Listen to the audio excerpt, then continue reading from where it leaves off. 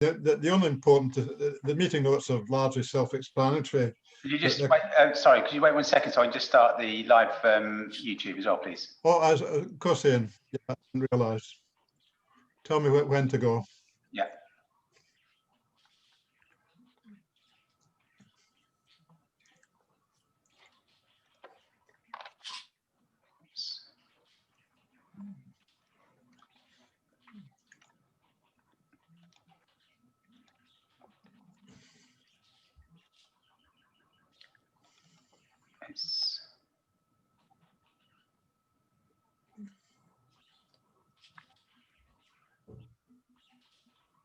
Actually, it's not allowing me to do that just now, so it's recording anyway, so we'll upload it afterwards. Okay. Will I start then, Ian? Yep. Okay, thanks. Yeah, well, welcome everybody. I'll start by making 1 or 2 remarks about the meeting notes. A couple of important things is there's 2 ways to ask questions. One is by putting your hands up in the participants box, and if you do that, Ian will bring you into the meeting so you can talk and possibly be seen as well. But if you don't want to do that, if you want to be a little more laid back, if you like, a bit more shy, you can ask questions by text form through the Q&A window. But it's best in many ways to ask them on the, by the hands up, because then you can have a discussion, you can follow up points, and everybody can hear you. The only other thing to point out to people is that we all make this mistake with Zoom and similar features. It's easy to forget to unmute your mic. So when you're brought on to speak, look for where the unmute button is and make sure you unmute yourself, okay? So if we could go to the next slide, please, Ian. Right, this is to introduce the people who are going to be running the session today. I'll just comment briefly, first of all, on the name of the session. We called it Upper Hale because of the rather iconic, almost Upper Hale Road that everybody in North Farnham is so concerned about, and that whenever there's any problem in central Farnham, all the traffic is diverted down the Upper Hale Road, and people are very concerned about things like, HGVs on the Upper Hale Road. But this is nevertheless really a session not just about Upper Hale, it's about North Farnham as a whole, which covers 3 Waverley and Town Council wards, which is Hale and Heath End, Upper Hale, and Webburn and Bagshot Lee. That's what makes up North Farnham, and we'll be covering that whole area. And that also, these 3 wards together make up the North Farnham Surrey division, which Stephen is responsible for as a councillor. We have about 6 councillors, well, we have exactly 6 councillors, town councillors, and 6 borough councillors in North Farnham, and some of them will be here tonight. And because of that, we generally, in these meetings, we prefer to give priority to the public, and we'll still do that. But because of these people are all residents of Upper Hale themselves by and large, we'll welcome some input and some contribution from the North Farnham councillors as well, as long as they don't try and overwhelm the meeting, which we don't want to happen. This is a meeting principally for residents and so on. So if we can go on to the next slide, Ian. Yeah, this is the agenda. Actually, I should have mentioned that I'm chairing the meeting. I'm actually could we go back in? Sorry to mess that up. Good, but yeah, I'm one of the joint chairs of the LLF with John Neal. Wyatt Ramsdale is the deputy chair and chairs some of the meetings. This is the 7th LLF and the 2nd one today. If anything goes wrong technically, which hasn't happened up to now, fortunately, if I was disconnected, John Neal would take over running the meeting, but we haven't had to do that. The other people who will be helping run the meeting tonight will be Paula Goff. Paula Goff is the programme manager who works for Arcadis Consultancy, but she's very much part of the Surrey team and representing Surrey here, and Alex Pye for Atkins, who's the other key consultancy that we've got involved in the project. Chris Tunstall, who's the programme director and has attended nearly all the previous meetings. He couldn't make tonight's meetings, and he was here for the afternoon meeting, but Paula is more than capable of standing in for Chris and running that part of the meeting tonight. So if we can go on to the next slide now, Ian. This is the agenda, which is pretty well self-explanatory. The one thing I need to mention is that we're doing a slightly unusual thing, not unusual, but it's something slightly different from what we've done before, because the North Farnham community has really got their act together and have got a lot of ideas of their own, Catherine Powell, who's a resident of North Farnham, is going to give a presentation for about 15-20 minutes, putting forward the ideas that North Farnham has come up with and the problems they're concerned about. So that in many ways is the second key presentation we'll have after the one from Paula. Then we'll go on to the participants' discussion, and finally we'll finish with John Neal closing the meeting. So next slide, please, Ian. Just briefly, the objectives for this meeting are to give everybody an update on the FIP, the Farnham Infrastructure Project, which Paula will be doing. We'll be talking about the issues and suggestions for North Farnham, principally from Catherine's presentation, and seeking people's views on that and other views that they may have in the discussion session. So I think I now hand over to Paula, and if we can go to the next slide, please, Ian. So over to you now, Paula. Thank you, Andy. Good evening, everyone. This slide we put on there because we wanted to share with everybody on the call this evening about as a quick overview of how we are approaching and executing the program. We started the program as part of a number of initial LLFs and stakeholder consultation with key councillors, board members, and a number of internal Surrey and Waverley individuals that had been involved in developing the various projects. That led to the development of the vision statement, which was then consulted with the public, on which we received nearly 1,000 views. We then listened to what we had received, and we made some amendments to the project, leading to the commissioning of the development of an optimized infrastructure plan with Atkins, our consultants who, and the optimized infrastructure plan is intended as a bit of a foundation to look at all of the issues within the program and all the projects that are within it, and create a number of options for consideration and consultation. The OIP, this star here shows where we currently are at within the current stage of the project. We're going to be consulting the outcomes of the optimized plan with the public, and once that's done, we will set about to deliver the program from beginning to end. Currently we have allowed about a 15-year program for this. It's a major infrastructure scheme, and we will be working with government around against their criteria to develop that. I've just lost the screen, Ian. I don't know if everyone else has lost it also, but I'm now seeing a scheduling made easy page. You're on mute, Andy, so. Thanks, Paul. The wrong screen was being shared, I think. I think we're back on. We're back on now, yeah. So I still can't see the slides, but I'll continue. I think that process, I'm delighted to say that we're currently fully on program in delivering against the various milestones that we had been intending to deliver. Once the next slide, we can move on, Ian, thank you.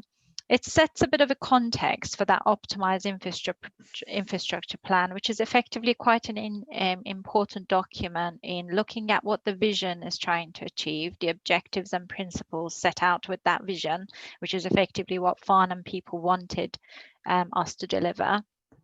And a number of historic and key documents. So all the previous consultancy studies that had been undertaken for Farnham, including the A31 corridor study, has been looked at as an evidence base for developing the OIP.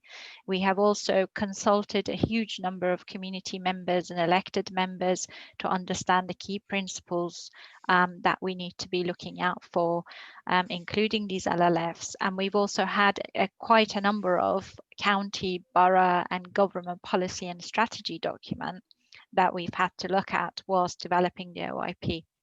It's very important to say at this point that the work that we've done for both the Quick Win project, which involved the study of HGV movement along the Upper Hale Road, this slide, as well as the work that we've done in understanding the interventions required within Farnham Town Centre, will have actually a key impact on the options and solutions that were presented for the Upper Hale Road and North Farnham in general. So there is a bit of interrelation between the projects, and this is the reason why we've brought these various projects under that one programme umbrella. At this point, I'd really like to bring in Alex Pye, who's a managing consultant and transport planner with Atkins, who has been very involved with this HGV study and looking at some of the morning and afternoon peak data to inform the HGV movement. Alex, if you don't mind covering this slide very briefly, because we have 5 minutes together. Sure. Many thanks, Paula. Good evening, everyone. As Paula's just highlighted, we've undertaken some quick win studies, one on HGVs, primarily to ascertain and understand the profile of goods vehicles, their movements, volumes, composition. These slides are taken from an S-Paramix model, which is based on 2019 survey data. As you can see, the main sort of bulk of goods movements in and around Farnham tend to be LGVs. There's not a huge proportion of HGVs, albeit obviously they do have a significant impact where they are in sensitive receptors compared to a smaller goods vehicle. But primarily it's smaller LGVs, and that might be due to the fact that Farnham has typically a lot of independent retailers which would use smaller goods vehicles, but it's also probably representative of the 21st century we all live in, with a lot of e-commerce deliveries to private residences. So that's what this slide just shows, where the sort of bulk of goods vehicles are heading in terms of their destinations and the routes they utilise.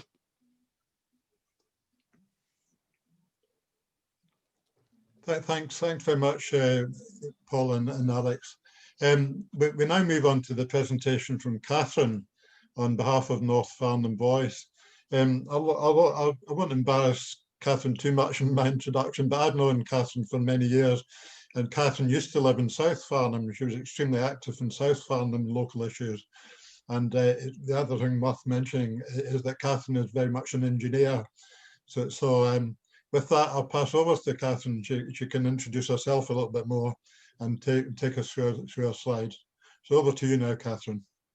Thanks, Andy. I'd just like to say that these are slides that have been pulled together based on the input from the people who participated in the North Farnham Voice campaign we've been running both on Facebook and by email. So some of the things in here I don't agree with, they're just all of the views that I've received so far. So in terms of key challenges, we have very large housing developments to the north in Hampshire. That's causing huge problems for us in terms of infrastructure. Traffic, poor air quality lead to road safety and health issues. We have very poor connectivity between North Farnham, Central Farnham and South Farnham. And the public transport links are also very poor. Lack of pedestrian and cycling provision. We have very narrow pavements in North Farnham in many areas, or no pavements at all, and the cycle paths are almost non-existent. We also have no doctor's surgery in the whole of that red area shown on the map in North Farnham, and we only have one pharmacy. And increasingly, people are travelling from North Farnham to South Farnham to go to schools because there are insufficient school places. So that creates its own issues in terms of connectivity and travel requirements. I would also like to point out that the housing density in North Farnham is significantly higher than anywhere else in Farnham. There are 14,000 people living in that red space, and there are only 40,000 people living in the whole of Farnham. So it's a much higher housing density, which will explain some of the movements of traffic on the previous slide that Alex presented. And essentially the historic Farnham villages are being lost. If you move to the next slide, please, Ian. This slide shows the roads that were existing in 1845 and the roads that exist today. And you will see that they are virtually the same. The roads have not changed, but clearly the usage has. Next slide, please. The roads and the pavements in North Farnham are completely inadequate for the current traffic. All of the red dots on the right-hand side show the current pinch points. and the yellow sections on the road show where we have limited pavements. That could be a pavement on one side of the road only in most cases, and in other cases, you know, the pavement that is there is extremely narrow. We know that it's being used as a cut through, particularly the Upper Hale Road between Guildford and the M3, also between Fleet and Guildford. It's not just traffic coming off the M3. It's also being used as a cut through in place of the Blackwater Valley Relief Road. There's lots of traffic now coming down the coming down the Farnborough Road that was previously meant to go down the 331. It's now coming down that road. We also have a lot of traffic going along the B307, which is the Webon Road. And I would like to really emphasize the fact that somebody went out for me and measured some of the pavements, and we have pavements where we've got less than half a metre across the whole road on these main road junctions. And the ideal width for a pavement is 1.8 metres, which would allow two wheelchairs to pass. So you can clearly see that the pavements are pretty much inadequate. You've heard a lot on, you know, in the news on various other things about, you know, the need for active travel, but people won't walk and they won't cycle unless they feel safe. These are pictures taken, these are primarily in Hale and Upper Hale and Heath End. But I mean, there are similar pictures I could show from other areas in North Farnham. And I mean, would you really walk along these roads that close to fast moving traffic? You just don't feel safe. And unfortunately, people with mobility issues are really having their access even to the local areas severely impacted. If you move to the next slide. The primary concern for those of us in North Farnham is we understand that the centre of Farnham has problems. We know that. We don't want the town centre to die. We want the town centre to thrive. It's important to our economy. But at the moment, the A287 runs through the centre of Farnham. If anything is done to reduce the traffic that goes through that road, there is only one route it can take through the north of Farnham. There are multiple routes through the south of Farnham. I'm sure the people living on those roads wouldn't be happy either. But, you know, the reality is in North Farnham, there is only one route. And the reality is that one route goes through a very narrow gap near St John's Church and other listed buildings. And it also goes up the very steep, very narrow Upper Hale Road. And neither of those roads are designed for the current traffic, and neither of them are cyclist or pedestrian friendly today. So in terms of what the people in North Farnham want to see, less traffic, improved road safety and air quality, improved connectivity between North Farnham with Central Farnham and also South Farnham. We need better public transport, and it needs to be more affordable.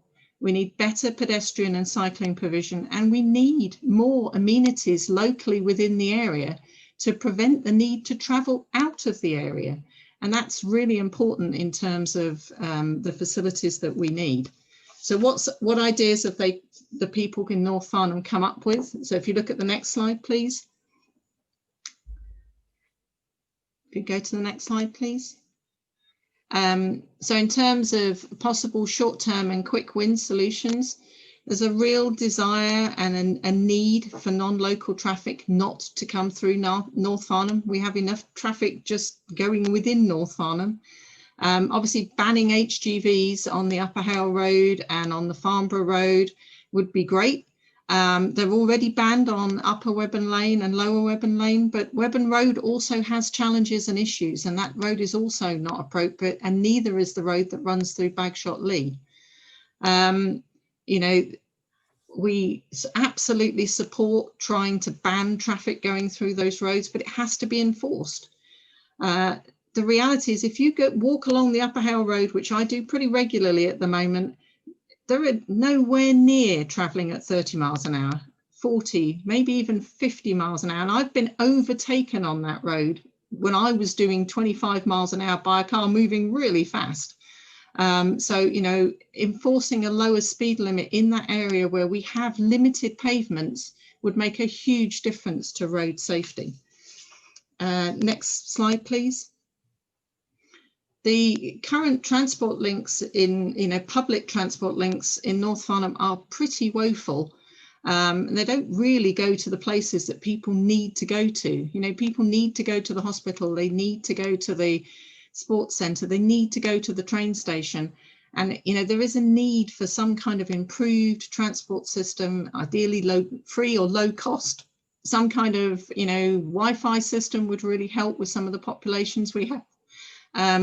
You know, EV charging points, park and stride. You know, at the moment, in order to park in central Farnham, you have to drive through Farnham, which is crazy.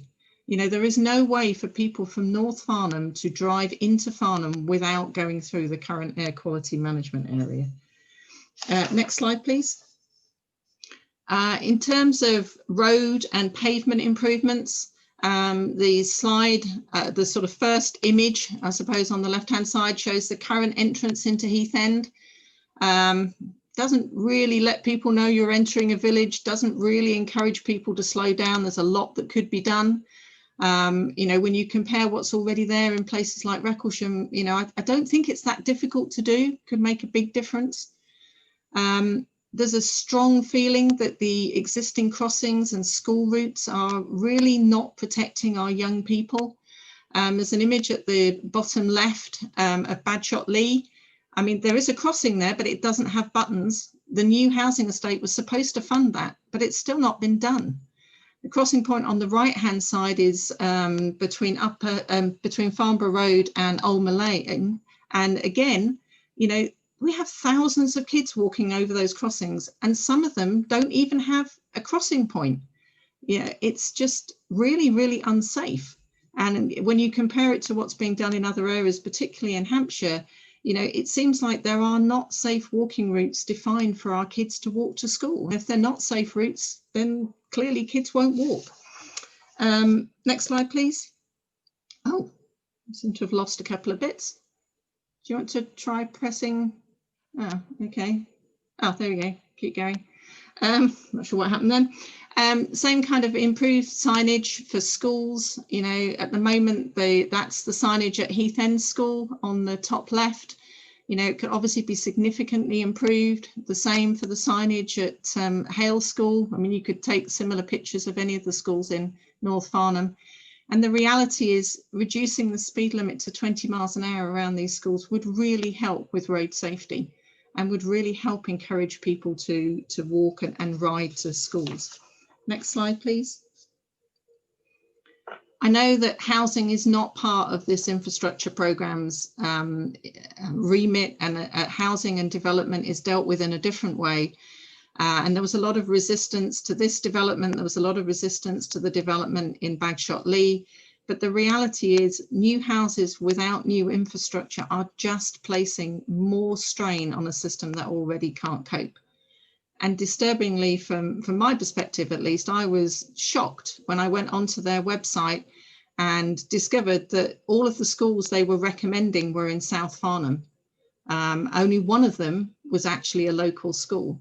So, you know, it's one of the other things that needs to be tackled to help solve the problems in North Farnham. Next slide, please.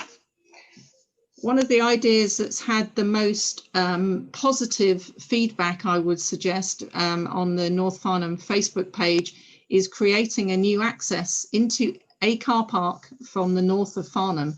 I know that that's someone's house, someone's driveway, you know, someone's life potentially being very severely impacted, but the benefit to the 14,000 people who live in North Farnham would be quite significant. And it would also take a lot of the need for people to drive through Farnham away, which I think would be positive for everyone. I think there's a wider issue that's been raised about the fact that realistically the car parks in Farnham aren't in the right places, because you have to drive through the areas we don't want people to drive through in order to access them.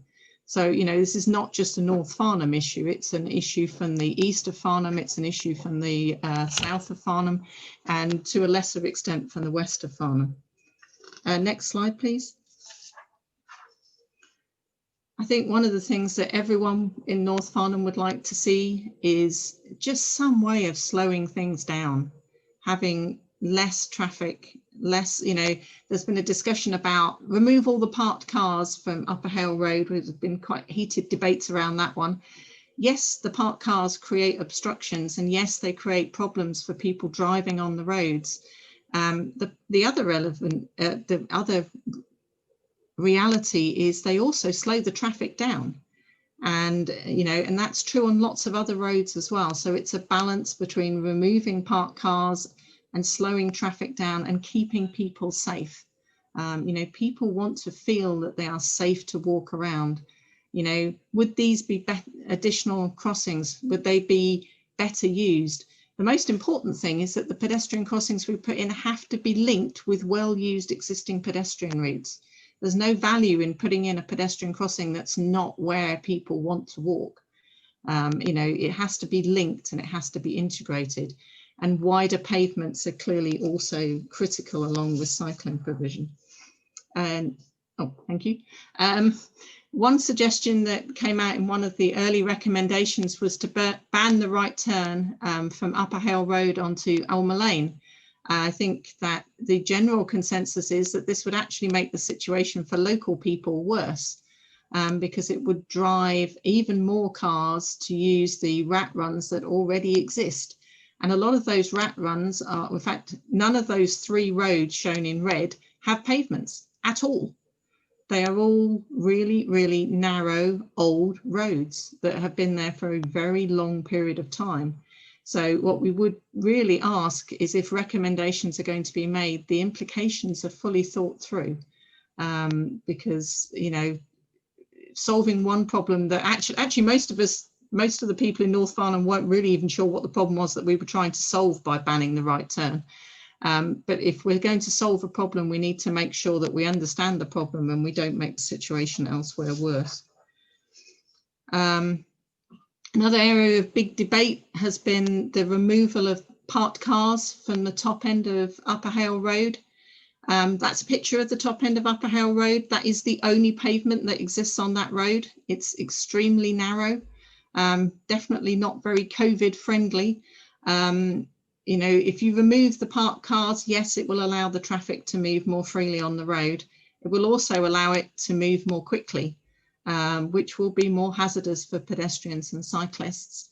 An alternative might be to put traffic lights in at either end of that very narrow section and close off the side roads so that they can only be entered from Ulmer Lane, so that essentially people can still move but feel safer, and it would potentially allow the pavements to be widened.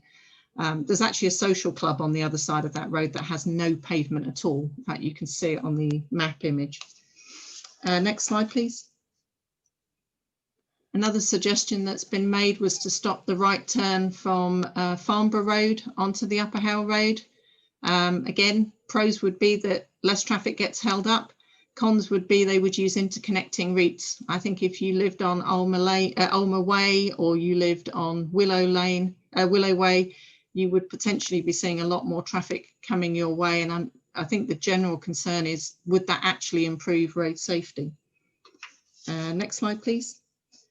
Current situation at the area around St John's is becoming quite critical. I've personally seen an ambulance have to reverse at this junction because you can't get an HGV and an ambulance in that narrow gap. The reality is that we need to do something. It's just can't continue the way it is at that particular junction. One option would be to move the lights further south and resequence the traffic, but of course that would slow the traffic down and would potentially increase the use of rat runs. Another solution that's been proposed on the next slide is to essentially make that section one-way north and to reopen Monkton Lane, which used to be open as a south route, and make that one-way south. Obviously, that would impact on the people on that road. There are no perfect solutions here. I think there have been people for and against both options, but there are options to be considered. And last couple, another option that's been proposed is a full one-way system. Clearly, that would allow the widening of pavements, but is extremely likely to increase the use of rat runs, and would have a significant impact potentially on Upper Webburn Lane, which is also very narrow, has no pavement at the south end of that road near the junction with near the All Hallows School. And the question really has to be raised as to whether that would improve road safety or make it worse. Not really sure, but that's one of the suggestions that's been made. Another suggestion that was made was to put a roundabout at the junction between Upper Webburn Lane and the Farnborough Road. Again, pros and cons to that. One of the cons potentially being the increased use of that route as a rat run. And the last well discussed, long discussed option is that, you know, if we can't reduce the need for traffic to travel through the area and the roads aren't adequate and it is a safety issue, then, you know, a western and a northern western bypass really will be the only solution. But there are no easy routes, and, you know, there is obviously a high cost that would need to be paid, but that was the proposal in the 2008 Scott Wilson report. And that's it. I think I probably overran. I'm sorry. I think I overran by 2 minutes, Ian, if you were timing me.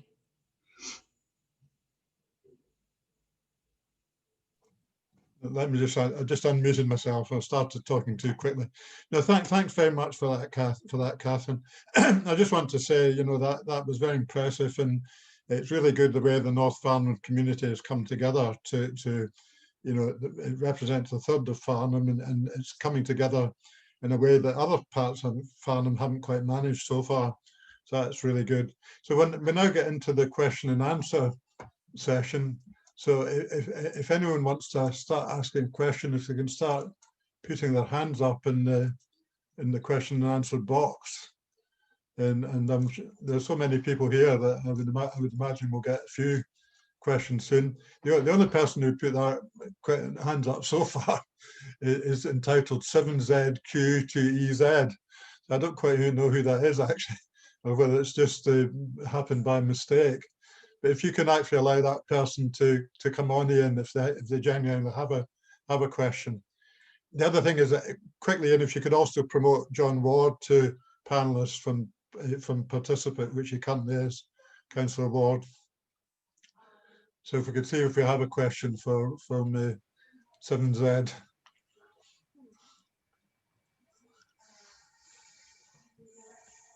I'm not sure if it's a question from 7Z, but this is from Paul Sowden. I was invited to unmute. Okay, well, you go ahead. You're now top of the list, Paul. Okay. I mean, really, it's just a comment and a seeking some reassurance. I very much support a lot of what Catherine said.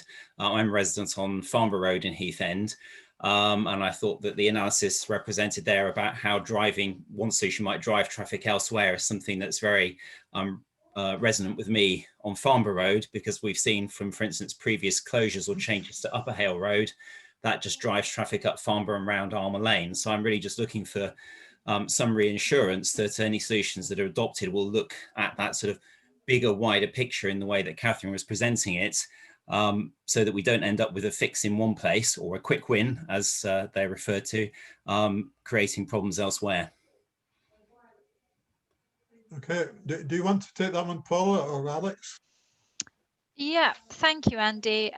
Firstly, I want to say what Catherine presented is incredibly comprehensive and really beyond what we've seen on previous projects of this sort of size elsewhere in the country. So I'm thoroughly impressed.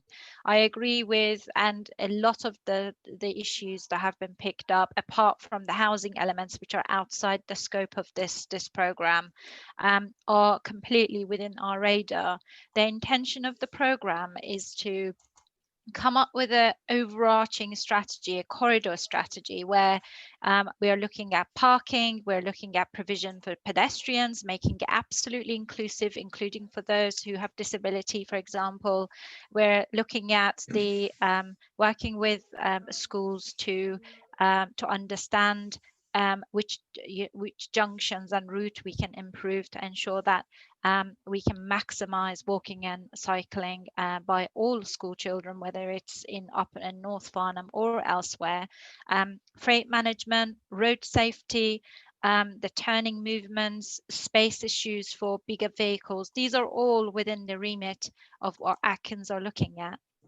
In terms of the specific solutions that have been presented, it would be premature for me to comment on those. That was the OIP, the Optimized Infrastructure Plan that I mentioned, is having that overarching view of interventions elsewhere within Farnham, for example, Farnham Town Centre or the key junctions around Farnham, and then we'll be able to present solutions for North Farnham that has taken into account interventions elsewhere. We really have to have that holistic understanding. But one thing is for sure, the issues that has been shared around Alma Lane, around Farnham Road, the rat runs that have been mentioned, the speed issues on Upper Hale Road are high on our agenda for North Farnham.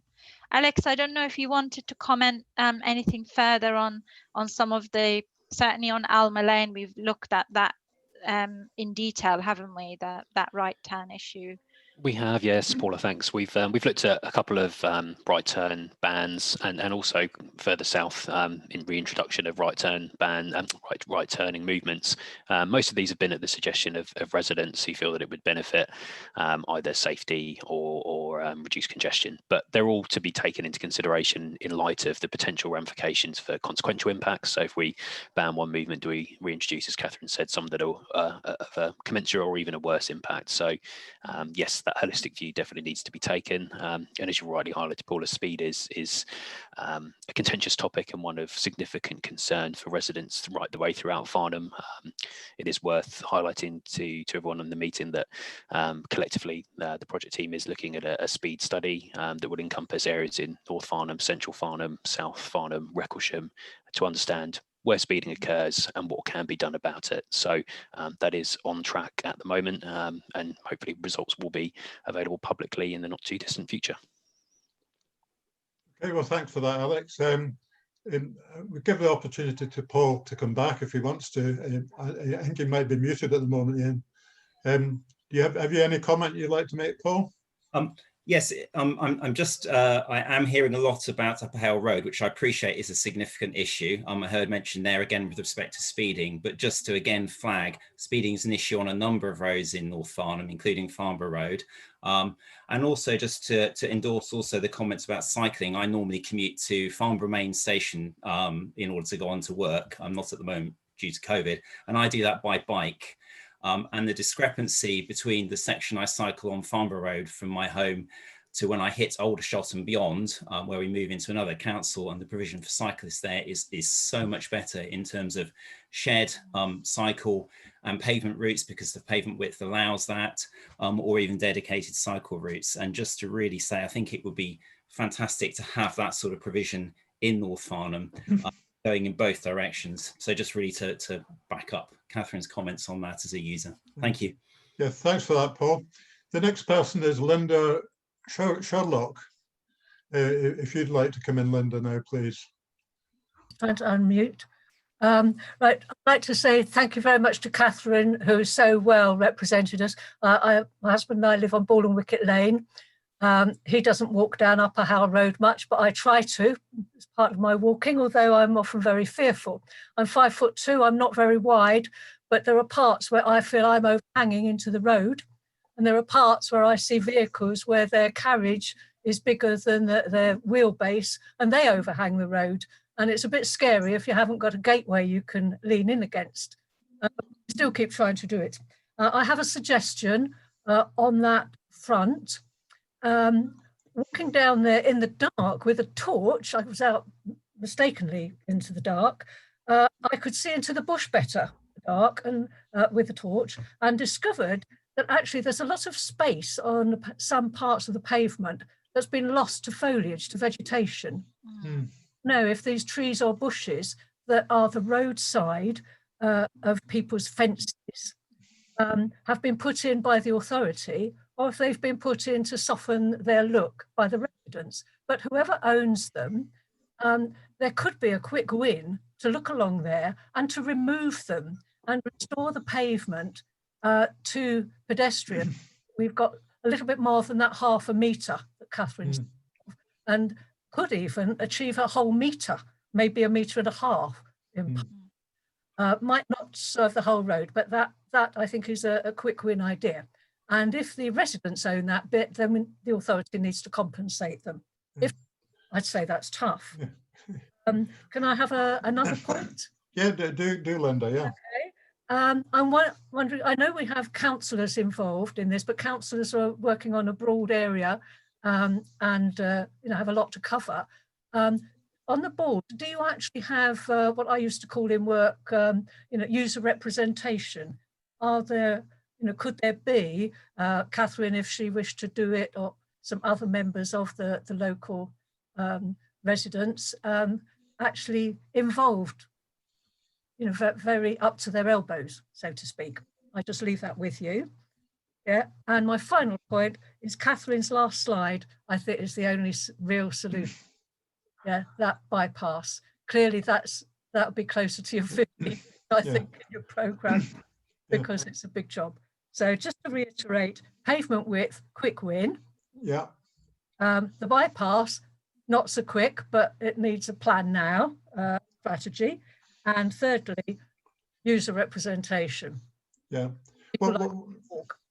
Okay, thank you. Thanks very much for that, Linda. One thing I'll comment on myself quickly is that the pavement is part of the public highway, and no one's entitled to grow their hedge above the public highway. I myself, a few years ago, had a hedge that went only about a foot onto the public highway. But Surrey High, and this was before I was a councillor, Surrey Highways notified me that I was partly blocking the highway, and I live near a school. So I had to cut it back, and quite rightly so. We're not here to solve individual problems and attack people in individual hedges, but it does seem to be a general problem in North Farnham, in fact, and so it can be looked at as a general problem, but it is actually a Surrey Highways problem to make sure that people don't overgrow the highway. Do you want to comment on that, Paula, or the other points that Linda's made? Yeah, I mean, I think you've picked up the most important comment, Andy, there, and thank you, Linda, for sharing with regards to pavement width. That's absolute. There is a particular standard and requirement that is based upon local authorities, and I'm delighted to say that this has already come up a number of meetings. In fact, we discussed it this morning, and the Farnham Town Council are very much behind resolving this issue, and absolutely it's a quick win. It's in our radar, so I'd like to say that it's high up on our radar and part of our quick wins. There is a huge responsibility that is placed upon local authorities based on a new guidance that has been put out there for walking and cycling, which picks up on some of the issues that Paul raised on his earlier question as well, and relates to both cycling and walking, is that any new cycleway or pathway needs to be direct, needs to be safe, needs to be comfortable, and needs to be attractive. And the standard is available online for anybody that's interested in looking at. We will be adhering to that standard and looking at any existing routes that by simply cutting it back can already meet that standard. So we're absolutely on the ball. I can't comment with regards to specific solutions that was in Catherine's presentation, although I admit that they're incredibly well considered, very detailed. We will be taking them into account and look out for the OIP. And please do share your thoughts when the OIP consultations begin, hopefully within the next month. So that's where to make those comments once you've seen what comes out on the OIP. Thanks very much, Paula. There's a lot of people with their hands up, so I'll have to ask people if they wouldn't mind to try and make their points quite succinctly, so to be fair to others. But do by all means make your points. So the next person is Jeanette Galini. Hi, can you hear me? Yeah, we can hear you, Jeanette. Excellent. Three quick points based on what Catherine was saying. The first is that the blue loop, one-way blue loop that coming south down Farnborough Road seems to me to be completely and utterly mad, because the whole of the estate between Farnborough Road and Webburn Road would have to access it through Webburn Road or Upper Webburn Lane to actually get home from the town centre. And I live on Upper Webham Lane, and I'd like to see 20 miles an hour, which wasn't mentioned in the 20 mile an hour list of places you were looking at, because there are 3 schools in the immediate area and the children are in danger. Added to which, as Catherine said, the pavement at the bottom end, there's no pavement on the side above Webham Road, where the school service at 10 to 8 in the morning drops off the school children right against the garden walls. There is no pavement, and that is mad.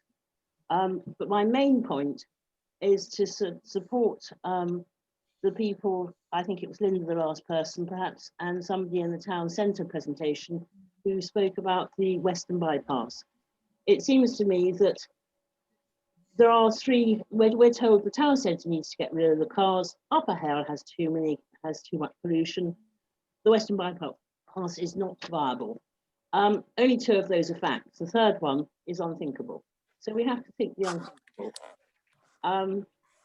That we're told that it didn't meet government criteria. Well, perhaps I understand probably that most of the criteria it didn't meet were mostly environmental concerns, because looking at the major road network funding criteria, if a single lane road was built dropping down from the Odiham Road, carefully landscaped, so that it goes under St Swithin's Way, over Crondall Lane, swings round to the Coxbridge Farm business park. The business park could be expanded to have a distribution centre with the electric vehicles that you were talking about in the town centre presentation, or a park and ride like people have mentioned.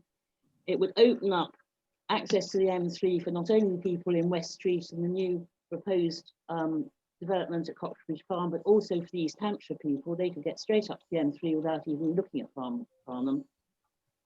It seems to me that it would actually now fulfil the MRN criteria quite well if the town were prepared to accept the balance, which planning is always a balance between harm and benefit, that the harm to the western, very western edge of Old Park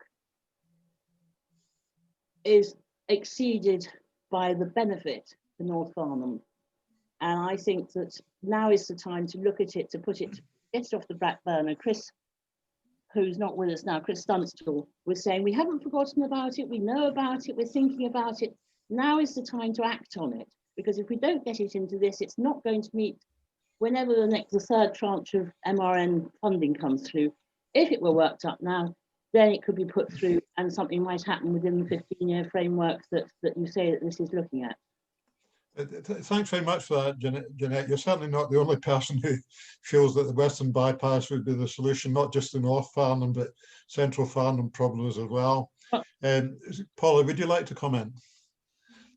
A lot there, Andy, and thank you, Jeanette, for sharing. With regards to the Western Gateway, as we are looking at it, it's part of the OIP and it's part of the general considerations around a corridor solution for Farnham. And I must repeat the fact that that corridor strategy is really important, that overarching look at interventions in the town centre, on the A31, on the key junctions, how that's going to be affecting North Farnham, and collectively solving the problems that we've identified in that vision document is going to be vital.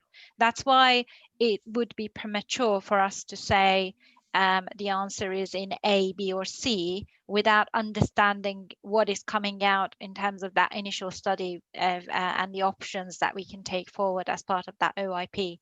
So I just ask for a bit more patience until that is presented. Right. And then we can really begin to then look at developing solutions there. Yeah. I think we would just have, may I come back a moment? Just do Jeanette. I just think we would have more confidence that it was actually on the table if it were mentioned more often as an option that you were considering. Because the vision statement only mentioned Western Bypass in relationship to the Recklesham Relief Road. Now, Recklesham Relief Road and Hicklin's Corner. Now, I mean, we have a holistic project, which would admittedly be stonkingly expensive, then it makes sense to do the Western Bypass and the Recreation Relief and Hickley's Corner and integrate them, as you say, holistically. But I don't think North Farm is ever going to succeed without that Western Bypass. Thank you. Sorry, I've gone over. That's okay, Jeanette. There will, people should be aware, there'll be another round of consultations after the publication of the OIP and some further LLF meetings as well. So let's press on. The next person is Kay Cobbett. Oh, good evening. Yes, Karen Cobbett here. I live in Folly Hill. I wasn't actually going to make this point, but following on from that previous lady and her very interesting views, my house was built on Heathy Fields in 1920, and on the deeds there is a proposed road in 1920 going from where the sort of university is, in Farnham, right up through Old Park, coming out near Shell. So this is nothing new. Someone thought this was a good idea in 1920, but that wasn't my point. But all I was going to say was, I mean, the Farnham Park is sacrosanct. However, during COVID, I have observed the massive desire to walk from Hale to Farnham. The path is pretty dreadful, the condition in places, but it just occurred to me that the perimeter of Farnham Park would be a fabulous place for a cycle path. I don't mean mixing pedestrians with cycling, because that often doesn't work. But is this an opportunity? We have this great tract of land around the edges, the Six Bells side, the Folly Hill side, cycle tracks that would connect Farnham with our, you know, Folly Hill and with Hale. I haven't seen it listed anywhere, so I just thought I would throw that in to the melting pot. Well, you respond, Paul, and I saw a note from Stephen Spence and from Sally Dixon. They would like to comment as well, so if Ian could bring them in after Paul has spoken. Sure. Karen, thank you. Absolutely. It is a fantastic opportunity for us to look at all of the opportunities that we can capture to improve walking, cycling, access to open spaces, and improving quality of life from that perspective. I think it's become very clear to everybody during COVID how important that access to our parks and open countryside is. And it is a fundamental objective, and it is in the vision document, of improving people's well-being by looking at a robust walking and cycling network that is a legitimate and a robust replacement for other modes of travel, and that includes walking and cycling for leisure purposes. So yes, absolutely, we will have a walking and cycling suggestion route network, and we would be seeking everybody's views on it to make sure that it is comprehensive and meets everybody's needs. And Thanks, Paula. I was just going to add, the other thing that I see is that the little car park, and it is a very little car park at the cricket club, this is incredibly popular for park and stride, whether they're supposed to do it or not. And again, eating into the park a little bit, could this be a car park that could be extended? It's a bit chaotic there at the moment, clearly with COVID and people wanting to walk, but it is a very convenient place to park in order to drop down into Farnham without actually having to enter the town. But it's not fit for purpose at the moment. Parking provision is within the scope. Sorry, Andy, to answer before. No problem. Just want to, it's very important for us to ensure that we have a balance with parking and walking, and that what we're proposing is robust, and identifying sort of hotspots like that, Karen. So looking at overall at parking, its type of access is important. We have to retain our focus on the overarching issues, the significant issues that's caused the AQMA sort of air quality issues that Farnham's got. So I think start there, but certainly we're considering a holistic parking sort of strategy for the whole of areas that we're considering. So it will come a part of that. Thanks, Paula. Could we bring in Sally for a quick comment, Ian, if we may?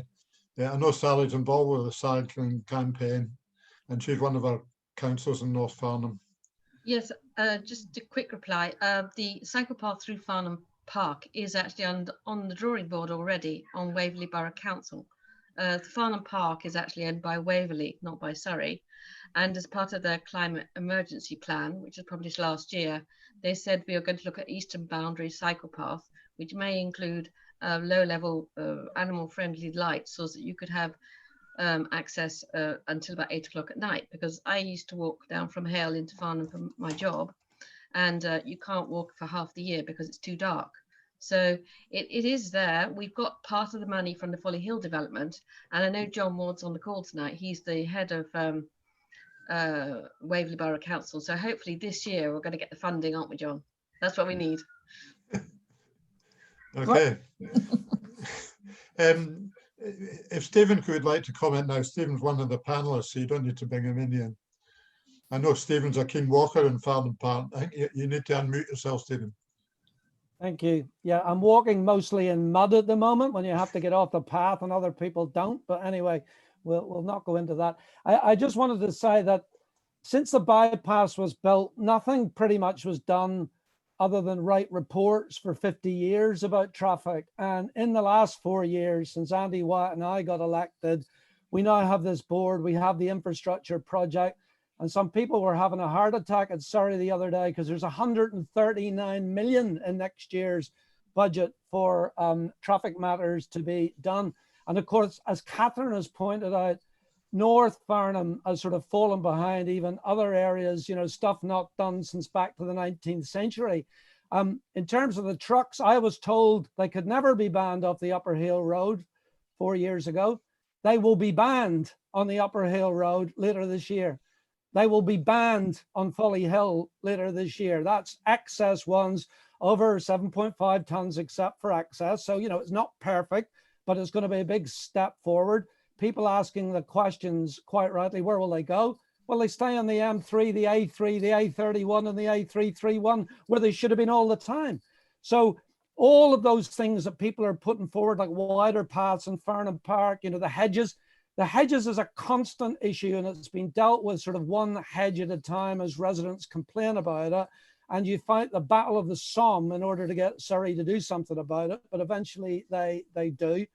The issues about the parking on Upper Hale Road, that debate is live and needs to continue and go through to the end, because both the pros and the cons have been highlighted here tonight. So the fact that so many of you have come on this call and become involved in this really helps, because it'll help shove the North Farnham issues higher up the agenda of the project. So I'm not going to say a lot more than that. I mean, what Catherine has done is fantastic. What you've done in raising these points, and I'd say to the officers, there's a number of technical questions in the Q&A. Wyatt and I have been answering as many of the general ones as we can. But if you want to have a look at some of those technical questions, we need you to answer them, because we don't know the answers to that, because we're just the community representative. So anyway, well done everybody turning up.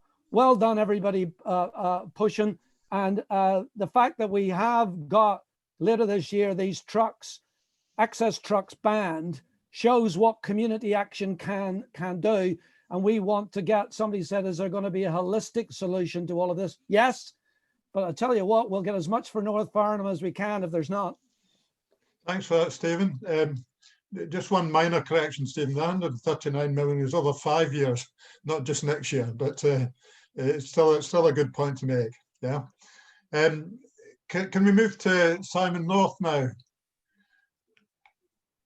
Good evening, everyone. So I'm a resident on Farnborough Road, close to Hale Reeds. I've got a few points. I'll try to be really quick. Firstly, I wanted to pick up on Councillor Stephen Spencer's point with regards to banning traffic or the lorries on Hale Road and Folly Hill.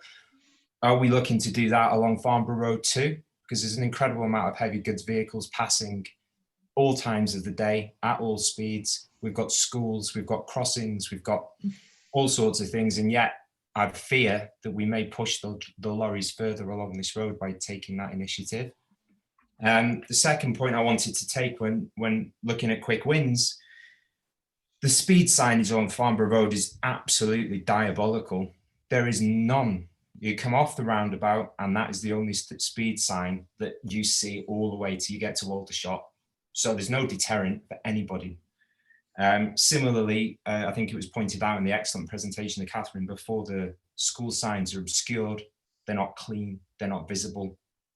I took a comparison to Webburn Road. Anyone that's walked or gone along Webburn Road when you go past William Cobbett School, etc. Very clear signage, very clear speed signage for both the primary and the secondary school. We don't see that on Farnborough Road at all. When we come to the lights towards the bottom of the hill at Farnborough Road, where we were talking about not turning right previously, if anyone's taken the time to look at the signage on the floor, it says ahead only, and yet it's not supported by any other signage on the road whatsoever. So it's quite confusing. There's no enforcement, and particularly for the school parking for drop off and pick up, it is a nightmare. It's a license for an accident to happen. You've got children skipping between cars, through cars, cars speeding. I've heard amount of times I've heard screeching brakes outside my house because of cars coming off a blind hill down Farnborough Road with little to no warning. So I think when you talk about quick wins, when we talk about things that can be done, preventing the lorries along this road would be a quick win, and it would be consistent with the previous point from Councillor Stephen Spence. And secondly, the addition of speed cameras and enforcement of that would be an excellent way forward.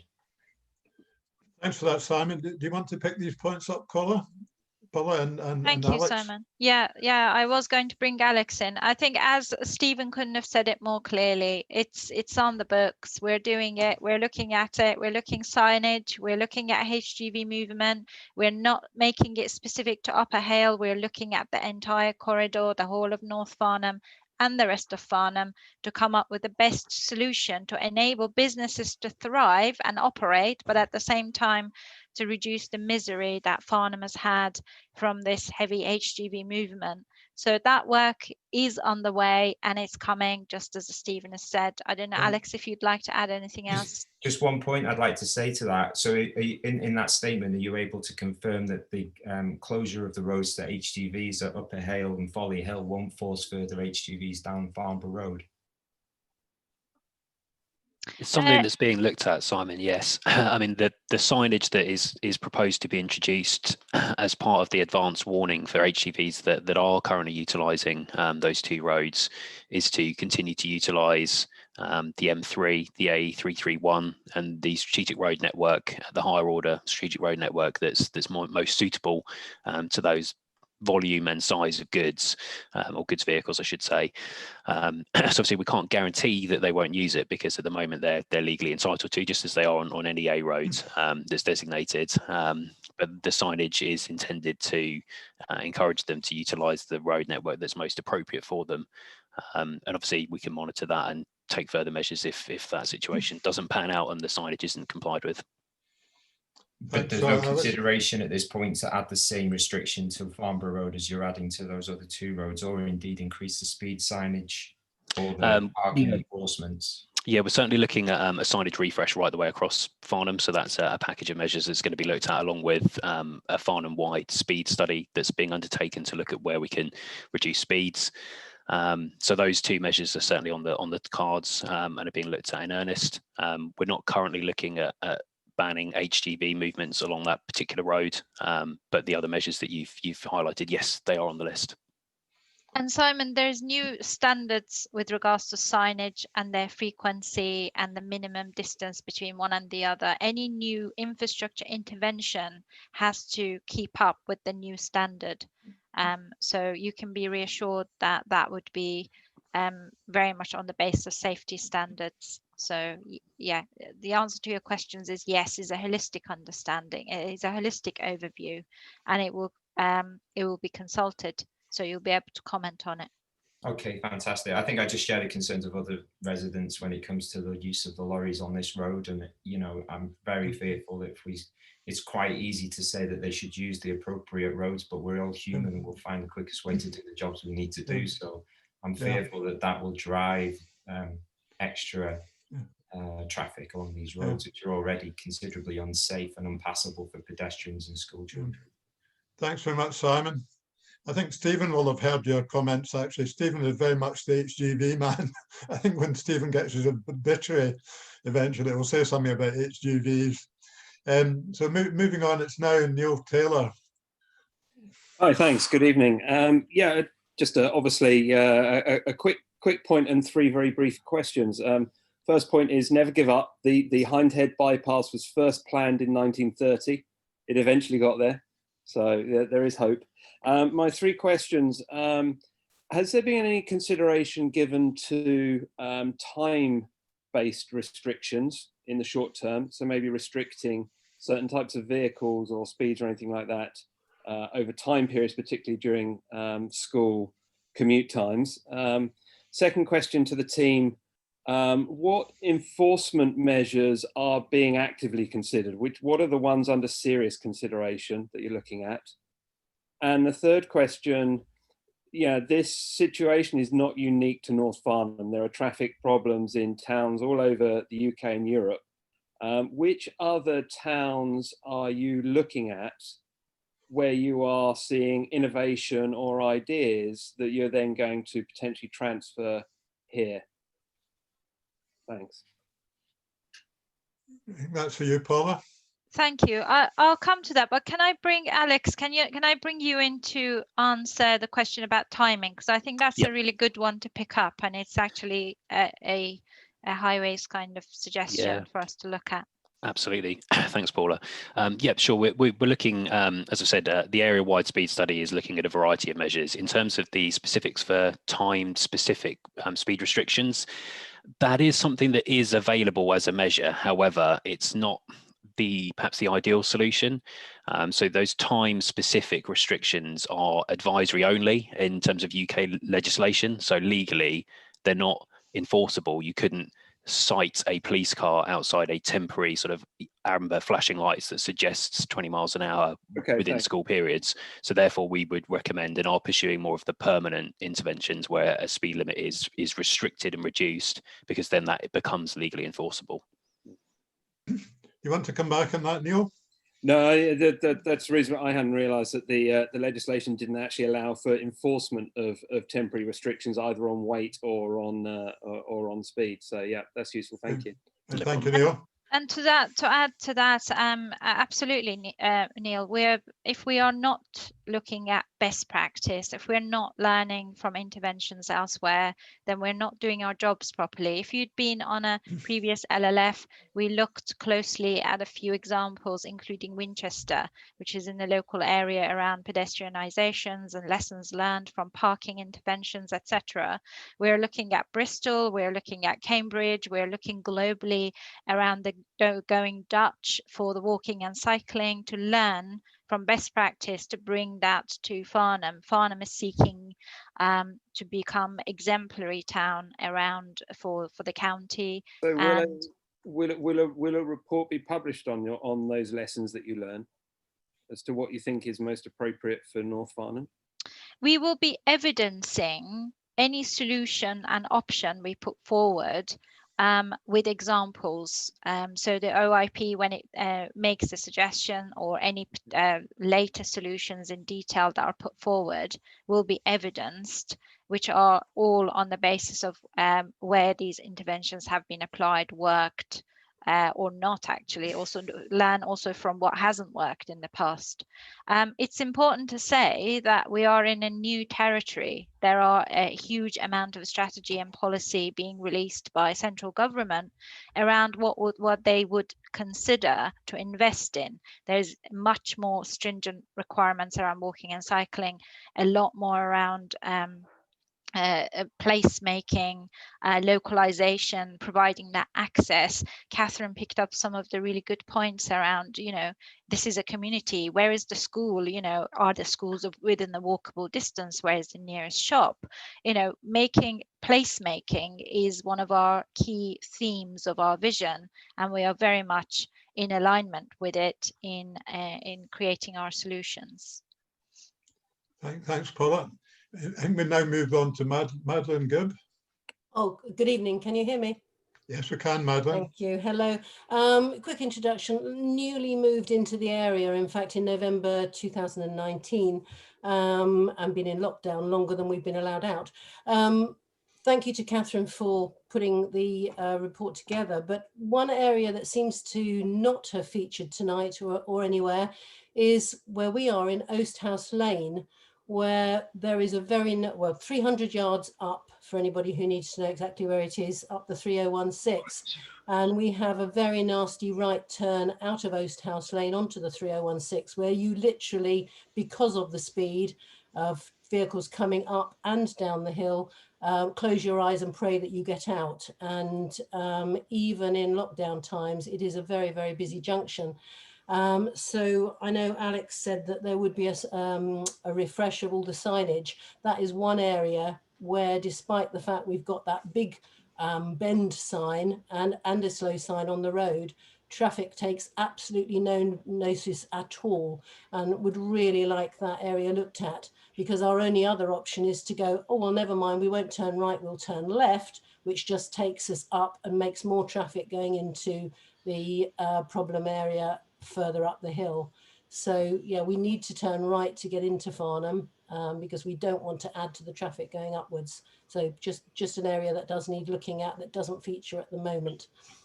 Thanks, Madeline. Do you want to comment on that, Alex, if it's your area? Hi, Andy. Sorry, I was just unmuting myself. Yes, thanks, Madeline, for raising that to our attention. It's not a specific term that I'm familiar with, but I'll have a look into it, and we'll see if we can add that into the refresh and the review that we're undertaking. Because each town obviously has a lot of these little areas and pinch points and danger zones. So it's always good to get some first-hand data and insight into where priorities need to be focused. So thanks for that. Lovely, thank you. Thanks, Madeline. Tim Stanley is the next person on the list. Oh, no, sorry, I got that wrong. It's Jerry and Marie O'Donnell. Sorry, Jerry and Marie O'Donnell first. Hello, it's Marie talking. We're against the turning right into Upper Hale. Have you ever thought about how the Tesco's lorries, which are a great asset to this community, are able to get into Upper Hale? And also, you mentioned there's no doctor surgery in the community. There was one many years ago, and it was closed down, and it is now a nursery, and that surgery was moved down into Downing Street. Well, we obviously agree that there should be surgeries in the area. Yeah.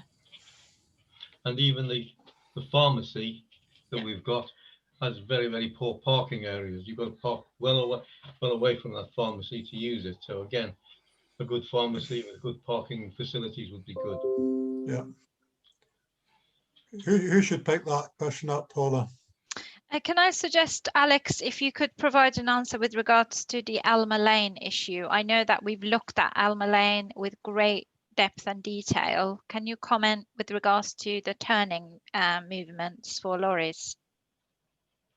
Hi, Paula. Yeah, sure. In the Alma Lane issue, yes, in terms of HGV access, any measure that is introduced, and it's not definitive that we would even introduce a right turn ban there. It's just an option that we're exploring because it's been tabled by residents. So I just want to make clear to everyone that it's not a done deal. We're not saying this is definitively the solution that we feel is best in that location. It's just one of a package of measures that we're looking at. But if it were to be pursued any further, then obviously we'd take account of that. There are alternative routes for lorry vehicles to make those manoeuvres and ensure access to businesses is uninterrupted, and that would of course be included in any further study work that's undertaken.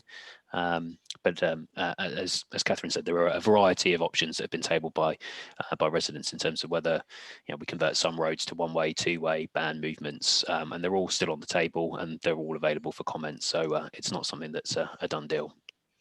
Thanks, Alex. And if I can add, Andy, that thank you for picking up with regards to the issues you're facing on doctor's surgery and parking to access healthcare. I think it really pinpoints how important placemaking is. And although those immediate issues isn't immediately part of this program, because we're looking at overall infrastructure for Farnham and making the town move and connect, the placemaking is still the very center of this program, and the intervention that we put in place will be connected to what Waverley Borough Council will be doing, how developments will be emerging, with a view to providing schools, doctors, surgeries, access to healthcare in a localized environment. And that is the future. That's how future towns are going to be kind of planned. So I don't know if anyone from Waverley wants to comment on that at all. I guess I should actually. Yeah. I'm the portfolio holder for planning. Yeah, I mean, that's something that really is becoming a big part of local plans. And the local plan will be next looked at in about 3 or 4 years' time. And I think placemaking will become a bigger part, and so on. And equally with the refresh of the neighbourhood plan. And it's becoming the big thing in many ways. And I know Colin Kemp, the deputy leader at Surrey, who's on the board here and who's unfortunately been ill recently, but very happily is coming back to better health. I know Colin's very happy to and very willing, very much wants to make placemaking part of what Surrey is concerned with as well. So we better press on. Next question is from Tim Stanley. Hello, thank you very much. Firstly, thank you to Ian and for Wyatt for the responses on my Q&As. Thank you for those. 2 points. We obviously have cycleways and walkways. What's the plan for you for developing Old Park Lane? We already have a route there, which is actually ideal to the east to actually allow people to get up and down to town. Is there any intention to develop that, to resurface it? It seems like an easy, quick win. You can actually make that very quickly, and that takes a large cycle traffic. It'll be quite a good route. Second point is people talk about the Western bypass, but people don't seem to be talking about it being a new Western bypass. We already have one. Most people, anyone who has to go to Wading School, already use Dawes Green. It is unfit. It is the traffic at certain point times is excessive. It is dangerous, but people use it because they don't want to go to the centre of town.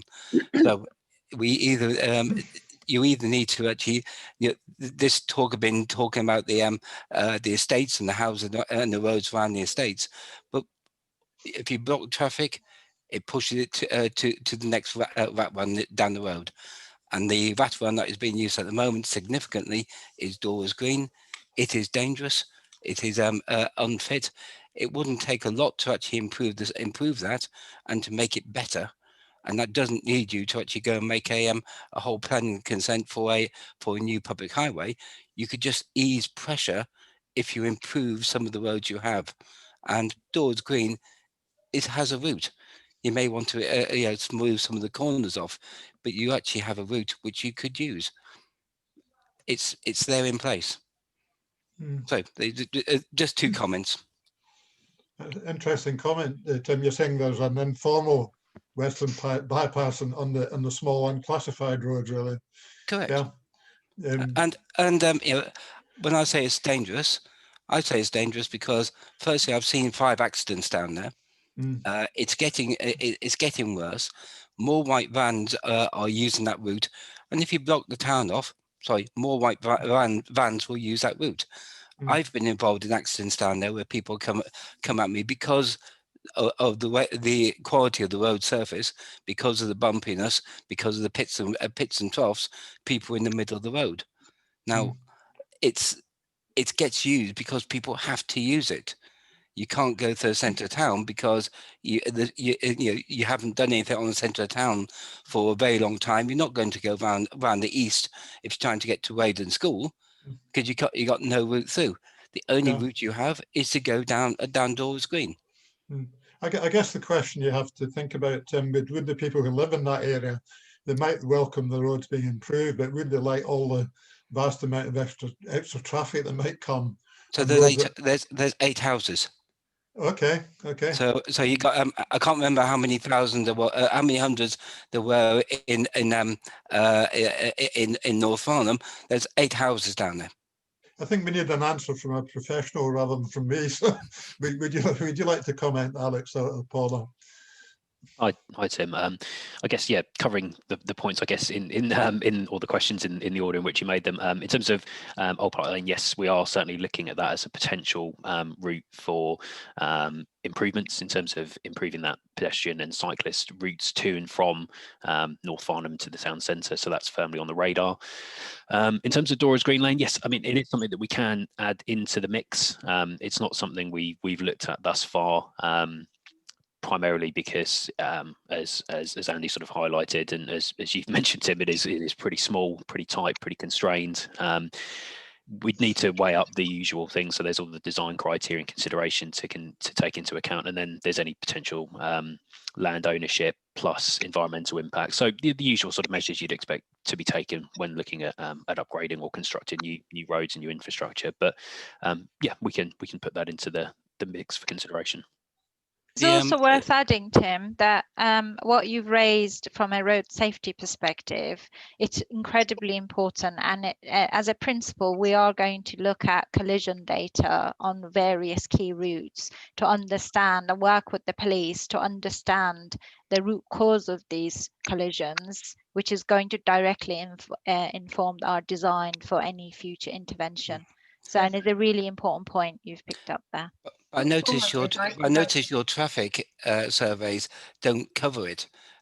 Your routage covers down the main roads, and it doesn't appear to be covering the routage down through some of the side lanes. The traffic flows that you brought up previously doesn't appear to show the traffic that is using that road already. So I don't. If it's on the looking by the expressions on faces, it doesn't look like it's actually factored in over at the moment. So I'm just wondering, can it be factored in? The collision data, we're looking holistically. So all the routes that we've included in our scope in terms of the interventions and improvements, which actually we've not excluded anything until we've decided which option we're going to go down on. So collision data is holistic, safety issues is holistic. With regards to the particular route you've picked up, I don't, as Alex has said, is something that we can include. I don't think we've looked at that specifically. No, that's right. I mean, as Paula said, for traffic collision data, if a collision's taken place on a road and it's been reported to the police, because that's how collision data is counted nationally, that's the standard. So if a collision is reported to the police, it will be pulled into that data set and we'll have access to that and we can look at it. In terms of surveys, no, we haven't undertaken a traffic survey on that particular road because the priority is in terms of where surveys have taken place and where money spent surveying things have been on those roads that have more residences fronting them, businesses fronting them, where the primary movement routes are. So if it were an option that were taken forward, then obviously we would undertake surveys as part of the due diligence and the work that would be needed to get to a design stage on that particular route. Thanks, Alex. We must press on because there's still a lot of people want to get in and we've got about 35 minutes left. So Karen is the next person. Sorry, is that Karen Hudson? Well, it's just on the list as Karen's. Okay. So a couple of things. I'll try and be brief because I'm aware that I'm at the head of a massive queue. I just want to thank Catherine for her insightful and thorough presentation on the problems that we will have to face living in North Farnham. It is quite staggering to see how almost neglected North Farnham has been with regards to speed enforcement, with regards to road signage, with regards to pavement width, with regards to the council actually enforcing people to keep their hedgerows under control. I must have reported hedgerows overhanging pavements in my area on so many occasions and nothing happens. And I've heard lots of talk about traffic speed and collision data just now from Paula, and there's just generally problems with the speed at which traffic flows around this area. I'm quite surprised there's no representation from Surrey Police on the panel tonight, so they can actually give us some encouragement about how they're actually going to improve enforcement of speed restrictions around here. And most importantly, please, please, please do not ban right-hand turns from Upper Hale Road onto Alma Lane. I live on Heath Lane. I have 2 children who go to local schools. One goes to Heath End, so he walks down Heath Lane where there's no pavement. He gets onto Upper Hale Road, just by where the lobster pot was, where there's a very narrow pavement. I don't feel he's safe until I know that he's actually at school. And my youngest, I live 5 minutes away from the school that he goes to. He goes to Hale.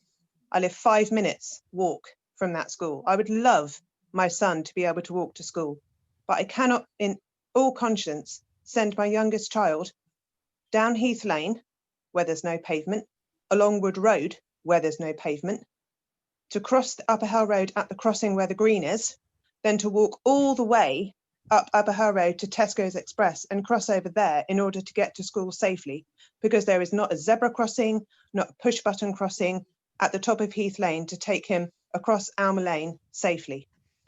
Also, kids walk from Sandy Hill to get to Heath End, down Heath Lane. They cross that road morning after morning after morning, hundreds of children, and there is no crossing there. The speed bumps have made no difference at all, the speed bumps at Brixbury Hill. And if traffic is forced along, as has been mentioned, 3 really narrow, basically tracks which have been tarmacked, I honestly dread to think what would happen. Children and traffic don't take very much notice of each other. With the best will in the world, a group of kids walking to school engrossed in talk are taking no notice at all of when traffic comes behind them or towards them. And I dread to think what would happen if that choice was made. It might look good on paper, but when you live with it, it's just not going to happen. Well, thanks very much for that, Karen. That's a very heartfelt contribution, and I'm sure we'll take full notice of it. Do we want to say anything? But because we must press on, Paula, do you want to respond briefly? Just briefly, Karen, thank you for raising those. They're absolutely fundamental to the objective of our programme, is to increase the amount of walking and cycling. And we are completely aware that no parent in their right mind is going to allow, just like yourself, allow even a 5-minute walk down a route that is not unsafe. And that is absolutely our intention, to do a review. There is a session, LLF session, coming up with the schools to, in fact, get comments on how we can increase walking and cycling, and find out about the sort of information that you just raised. So thank you for raising them. We will put them in our issues register and will be in our radar in order to succeed with our programme. Thanks, Paula. The next person is Steve. Just Steve, just one name. So over to you, Steve.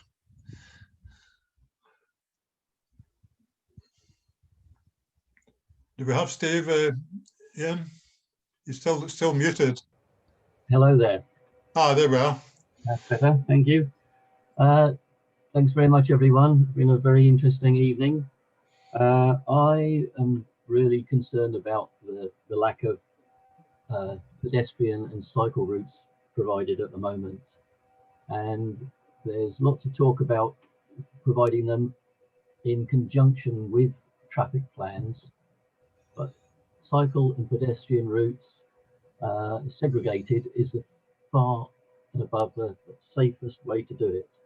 And the route through Farnham Park, certainly on the east side of Farnham Park, an option for going up following the line of the pylons by St John's, up past Daniel Sicilian restaurant, into the park, rework the path so it's a cycle and pedestrian friendly path, and go past Nutshell Lane and then come out sort of by Folly Lane North.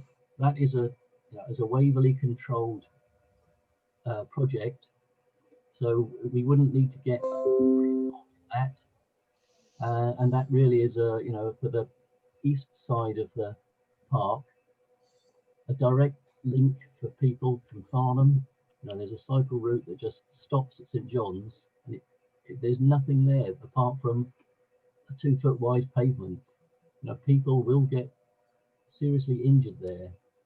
So let's please try and provide this route on the east side of the park up through to Upper Farnham, and that will encourage a lot of people to get out and about, and also provide a COVID safe route through the park as well. Thanks, Dave. Paula, do you want to, or Alex, comment quickly? Steve, again, you've picked up good points. The walking and cycling, active travel, improving the well-being of Farnham people is the first and most important agenda in terms of objective of this study. We're in fact not going to have an investable infrastructure program if we haven't tackled the walking and cycling and the pedestrian active travel side of things. And in terms of segregation of pedestrians and cyclists, that is a requirement. That's the current standard, and we have to meet that, or else we won't be able to have a project. So be optimistic. It's in the horizon and it's coming. Thank you, Paula. Cliff Watts now, please. Thank you, Andy. First of all, Catherine, thank you for all the work you've done. That's absolutely excellent. Just one small update, and that is the traffic lights in Badshot Lee. As you say, we have all the monies from the developers, but they have actually done the boreholes for testing last month, and it looks like we may actually get the updated traffic lights sometime this year after 20 odd years. As with all the things in this, there's good and bad points. I think it will improve things for pedestrians and the children going backwards and forwards to the school, but it will add to traffic congestion, obviously, at peak times. The other thing I really was quite interested in, actually, we can handle HGVs by banning them, it seems, but obviously cars are a different issue. I wonder whether there is any evidence that if you have an extensive 20-mile-an-hour zone, a really extensive one, as everybody seems to be in a hurry, does that encourage people to keep away from the area entirely? I have no idea whether that would be true or not, but it's just a thought. Obviously, the experts might have some sort of comment on that. Thanks, Cliff. Paula or Alex? I think, Alex, did you want to pick up the 20-mile-per-hour study? Because yes. Did you want to comment on that? Yeah, sure. Thanks, Paula. Yeah, I mean, see, Cliff, as you said, speeding is an endemic issue, not just in Farnham, but everywhere, and one that has, in a lot of places in the UK, worsened during the pandemic, unfortunately. So yes, we are actively looking at all areas where we can make improvements. As to whether extensive 20-mile-an-hour zones see a reduction in people travelling, that's a tricky one. I'd say there's probably not any definitive evidence based on studies that I've seen. Generally, if people are traveling somewhere, they're doing it for a reason. They might complain, they might loathe the fact that it takes them slightly longer, but they'll probably still continue to do so. It might incentivize people making other options, like taking public transport or walking or cycling, if they become quicker, because you've increased the journey time length by private car. But I doubt you'd see a massive drop off in terms of vehicles. You might see a slight reduction. Thanks, Alex. It's being done in Kent at the moment, Cliff. In Sevenoaks, they've put a 20 miles per hour blanket requirement in the centre of Sevenoaks, and we're closely watching to see what this does. But as Alex has said, it's more likely that people will get on their cycles or pick up the bus instead. So all in all, it has positive impacts, and we are watching it, and it will be part of our study. Thanks, Paula. Can we move to Helena now?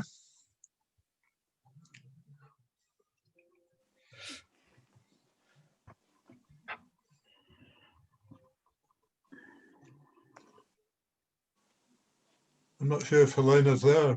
She's not unmuted anyway. Let's leave Helena. I'm here. Move on. I am. Oh, yeah. Okay, carry on then, Helena. I'm so sorry. No problem. Yes, I would like to say thank you to Catherine. Thank you for putting North Farnham on the map, and also to Simon. I thoroughly agree with everything he said too. I have lived in Upper Hale for 20 years, and I've also lived in Hale for Heath End for 20 years. I believe, how are we going to get all these cars off the road? Let's bring in the old-fashioned buses. Not the big ones, the little ones. We've been on holiday to Italy, all sorts of places, Turkey. The Dolmushes come along every 10 minutes and people hop on and off them. For a couple of euros, they can make their buses make a profit. So why on earth don't we bring the buses back in? Everybody going into Farnham's, either going into school, to work, to do their shopping. So I know it's going to be busier at some times than others. However, I still think that I, for one, have got a car. I only have me in the car. How many other cars have just got one person in them? Mm. Yeah, thanks for that. That's a point Catherine's been making strongly, that there is a bus service, but it's too expensive, and it's not frequent enough. No, and also for me, I live along the Farnborough Road near the co-op. For me to get a bus, I've got to go all the way down through the estate and catch it outside the post office in Webburn. Well, by the time I've done that, I might as well have walked into Farnham. And with shopping, of course, it's not viable, is it? So no, we've got all the bus bays still on the Farnborough Road. That's easy to reinstate. Yeah. Do you want to comment, Paula or Alex? Thank you for picking up the bus issue, Helena. Absolutely essential to the success of the programme is for us to provide a solution that is fully integrated with the bus programme for Surrey and particularly for Farnham. And I can tell you that the programme team have got the head of buses from Surrey working with us to both review the current provision, understand whether the route is actually fit for purpose, and review that as part of our future intervention. So again, it's coming. It's coming. Thanks, Paula. Next question is Gerald Weston. You need to unmute, Gerald.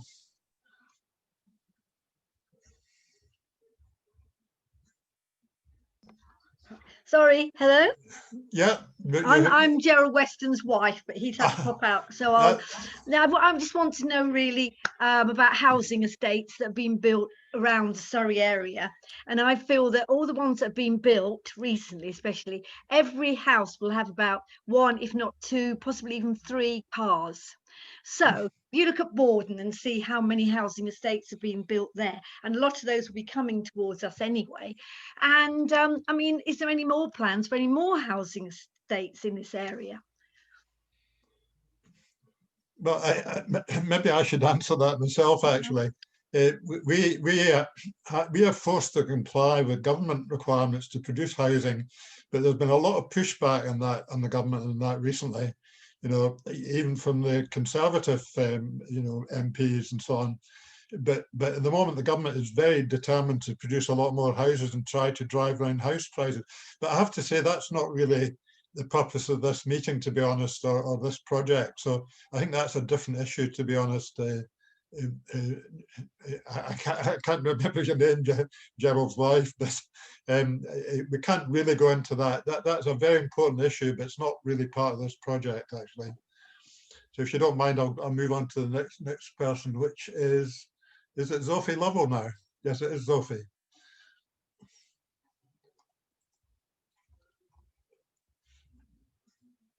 You need to unmute, Sophie.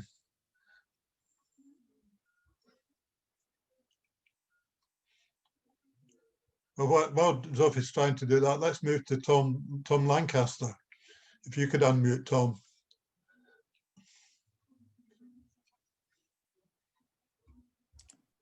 Hi, yeah. So Catherine sort of clearly sort of made the, you know, a very strong safety case for 20 miles an hour, and Cliff Watt's questions sort of brought out partly some of the answer I'd be looking for. I mean, last year we had the Stockholm Road Safety Declaration, which was then adopted or endorsed by the UN General Assembly for 20 mile an hour in urban areas. We have Wales is going to have all of its urban areas 20 miles an hour by 2023. We've got car speed limiters coming in on new vehicles in the next couple of years, which will bring cars down to whatever is the designated speed limit. Half of the 40 biggest urban areas in authorities in the UK have 20 miles an hour as their default speed. Are we a bit behind the, going to be behind the curve if we're looking at putting in little bits of 20 mile an hour here or there? Or is there a real look at doing this pervasively across the whole town or a whole area like North Farnham? Paula, would you like to pick that one up, or Alex? I can have an answer. I mean, Tom, thank you so much for sharing. You're always full of wealth of information about upcoming information. Thank you for taking the opportunity to share that with us. I'm always very interested. Yes, the UK is behind, definitely. We are behind European counterparts in terms of enabling walking, cycling, and acting to prioritize pedestrians and cyclists above sort of vehicles. I think that the 20 mile per hour study isn't looking at a here or there approach. It's a holistic approach and is going to look at what is appropriate, considering the various interventions in the town centre and outside town centre. I think we mentioned earlier that we're closely watching Kent and Sevenoaks that have a town-wide 20 mile per hour reduction, which they've temporarily put in to see how things develop. We're going to learn from that and other examples to have a futuristic solution that really prioritizes pedestrians and cyclists for Farnham. But it's a balance. We have to achieve a balance here. So again, we'll be looking forward to hearing your comments on the network when it is suggested post OIP. Thanks, Paula. And I noticed Sophie's managed to unmute her mic. So Sophie, would you like to come in? Yeah, hello everybody. Hello, Catherine. Can you hear me all right? Hello? Yeah, we can hear you. We can hear you. Yeah, I'll be very brief. Catherine and I have had very lengthy conversations. I represent a part of South Farnham. I'm really pleased that so many people have raised the issue of the Western bypass. To me, it seems as though it would be an ideal solution for everybody. As Catherine knows, I was vehemently against supporting any scheme where it would push traffic towards North Farnham. I think that's being very unfair. I think there are implications for Badshot Lee and Cliff Watts, and I've been working together on that one. It seems to me that there's a bit of quick fix going on, and I'd really like to know how financially viable it is to deal with so many different issues and how the Western bypass would compare financially. There was always this theory years ago when the proposal for the Western bypass came up, oh, it's too expensive, etc., etc. I'm interested in what Tim Stanley said and Simon North earlier about, you know, perhaps a route towards the Doras Green direction. I know that's possibly on the table, but I wonder if this will come down to finance in the end. I'd be interested to know what Paula and Alex have a view on that. Thanks, Sophie. So over to you, Paula and Alex. Do you want to speak, Alex? I feel like I've covered most of them. So did you want sure. to? No, happy to. Yeah, it is a valid point that Sophia's raised there. I mean, new infrastructure, new roads are very expensive, and they're very expensive compared to, say, introducing new walking and cycling routes or improving infrastructure for those modes of travel. there's a lot of engineering work that needs to go into them. Typically, they rely on central government funding because very few councils will have the amount of money in the back pocket to pay for them. So yes, there is a financial element to play when you talk about big, expensive infrastructure. It's just a fact. So yeah, it will come down to, I think, people's views as for Farnham overall as to where they feel money and time and effort and intervention should be prioritised, and that's not something for Paul or I to say. That's for something for us to give you information to make informed decisions. But it is a factor to consider, obviously.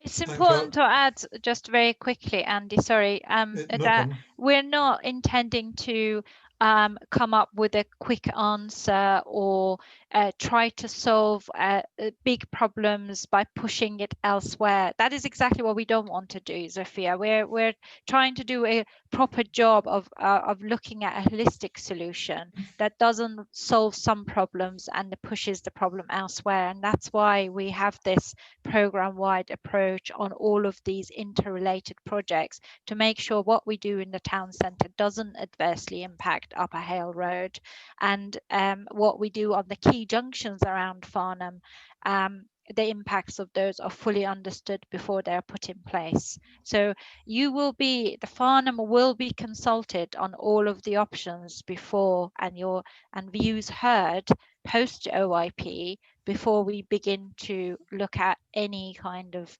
proceedable solution. Thanks, Paula. Anthony Connolly now, please.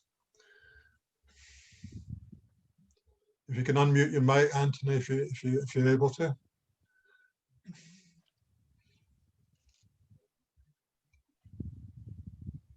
We'll come back to Anthony. See if Scotty Frazier is available. Are you able to speak, Scotty? Sorry, I can you hear me now? Yeah, sorry, I can hear you, Anthony. It's Anthony. Apologies for that, technical failure there on my part. No problem. Two very, very quick points. First one is that I welcome the fact that HGVs are going to be banned. Travelling up the A3016. Wouldn't it be a better idea to actually and to appease those people and give reassurance to the individuals living on and around the Farnborough Road, if that that restriction was imposed at the Six Bells roundabout and was for every exit on the 325 going north Webburn Road and then obviously into Farnham as well. That would mean that HGVs would have to do a U-turn at the 325 there and then return back via the Blackwater Valley Relief Road to access the M3, Aldershot, Farnborough or any of the other major destinations that they would be travelling to. That would be that's my first point. Second point is I have a huge concern about safety around Hale Academy, Hale School and the nursery there. There's a large piece of land that is unused is covered the ownership is covered by 3 entities. I believe Surrey County Council, Waverley Mayo owns some, and another entity. There is no provision for safe drop-off for students and children outside of Hale Academy. My daughter attends the nursery there and it is if you're trying to put more than one child into a car, you're having to stand in the in the live lane and risk being hit by traffic trying to squeeze past. I think it's about time that the Farnham Town Council or Surrey County Council, whoever has partial ownership of it, passes this to a charitable organisation or one entity who then can lobby government for funds in order to provide safe refuge for drop-off of children in that area. So it sounds like an interesting suggestion. Any comment on it, Paul or Alex? Can I ask Alex if you could comment on the HGV front, please, if you don't mind covering that area, and then I'll. Yeah, sure. Yeah, we can certainly take that away and have a look at it. As I say, the sort of primary area focus in terms of the HGV study and weight limit was on the 2 routes that were identified, because that's where the volume of vehicles was recorded by the surveys that were undertaken. yes, there is the potential that some of that will potentially be displaced. But I guess the other point to bear in mind is that a lot of the vehicles along that particular roads are utilising it for access, because it does connect strategically to Aldershot and the retail units that are around both the southern extent of the Aldershot sort of urban conurbation, but also those retail units and businesses that are on the outskirts of Farnham. So there is the potential there that such a measure would conceivably have less of a beneficial impact, because the exemption that's legally sort of enforceable is that it would be no vehicles over a certain weight, with the exception of access, and those vehicles would still need to make access to ensure those businesses can operate. Thanks, so it is Alex. a bit of a trickier measure. Thanks, Alex. Can we move on to Scotty Frazier now? Thank you. Can you hear me? Yeah, we can, Scotty. Very good. Much of my talk has been covered by others very adequately, particularly Catherine's, for which I congratulate her. But one or two residual points remain. The provisions for children approaching school or leaving school covered by Karen, I would like to reinforce the need for children's provision on roads in the area that have no sidewalks at all. Again, I will go back and pick up an earlier point on right turns. It's not only Oasthouse Close that causes difficulties, it's also Wings Road and Nutshell Lane. And I would work on several of the Alma Lane intersections where it's very, very difficult to turn right. Additionally, turning right from Farnborough Road heading south into the Upper Hale Road heading northwest. That is a very difficult corner. There is room for a third lane at that point to accommodate right turns, but in so doing, it will prevent turning left from Farnborough Road, from Upper Hale Road into Farnborough Road. So we have a problem throughout the area, and the only solution that I feel will work will be to have a blanket 20-mile-per-hour limit over the whole area, so that people will have at least an opportunity to emerge from the side turnings without 30-mile-per-hour intimidation. 20-mile-per-hour is far less intimidating. And I would make an urgent, a heartfelt appeal that a complete 20-mile-per-hour limit is put across the whole of the North Farnham area. Thank you. Thanks, Scotty. Any comment on that, Paula or Alec? I think mostly has been picked up. Thank you for picking up the couple of junctions. I have made a note of those, and Alex, if you could please let's pick up and look at those. I don't know if you've got a comment now, but I think that's exactly what we're looking for, the sort of comments. No, it is. So we will pick those up, absolutely. And then the 20-mile-per-hour, agree with you.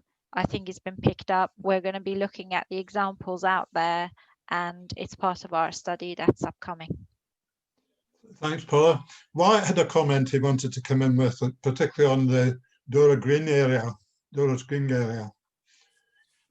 Thank you, Andy. I just wanted to speak briefly on that Dora's Green rat run or bypass, call it what you may. It's a road I'll have to confess I use quite a lot, although I started by starting on Runwick Lane rather than further into town off Crondall Lane. But at least half of it's in Hampshire.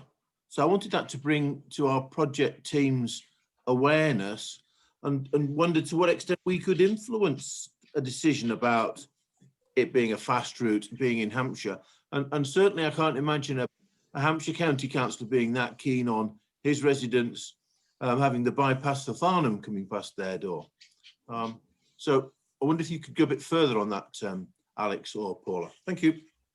Yeah, no, you're quite right. Why a significant chunk of it is in Hampshire, and therefore any measures, if it were decided by residents and the board to proceed with amendments to Dora's Green Lane, would require significant consultation and engagement with Hampshire. And as you say, they may disagree with that in terms of A, the intervention measures themselves, but B, the consequential impacts for their residents. So it is something that would have political complexity added into it. It's not solely within Surrey's gift to determine whether that route it would be suitable.